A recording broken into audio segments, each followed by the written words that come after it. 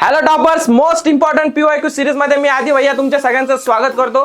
आजचा आपला most important PYQ आहे explain with examples types of asexual reproduction in unicellular organism. याच्यामध्ये तुम्हाला आपल्या टेक्स्टबुक मध्ये जे टाइप्स दिलेले असेक्शुअल रिप्रोडक्शनचे युनिसेल्युलर ऑर्गॅनिझम मध्ये त्याचे एक्झाम्पल्स आणि त्याच्याबद्दल थोडक्यात लिहायचे.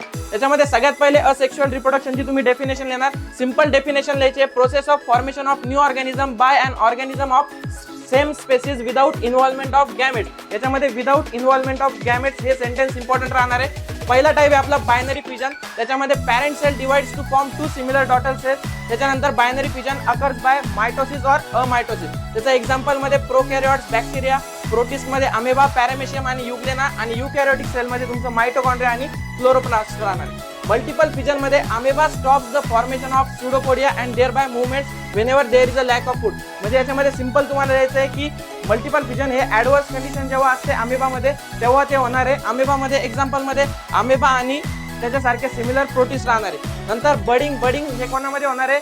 ईस्ट युनिसेल्युलर फंगस मध्ये. त्याच्यामध्ये एक बर्ड फॉर्मेशन होणार आहे आणि जेव्हा फेवरेबल कंडिशन राहणार आहे तेव्हा ते पॅरेंट सेल पासून डिटॅच होणार आहे. आता भेटूया पुढच्या मोस्ट इम्पॉर्टंट पीवायक्यू सोबत. तोपर्यंत stay tune with DCB classes.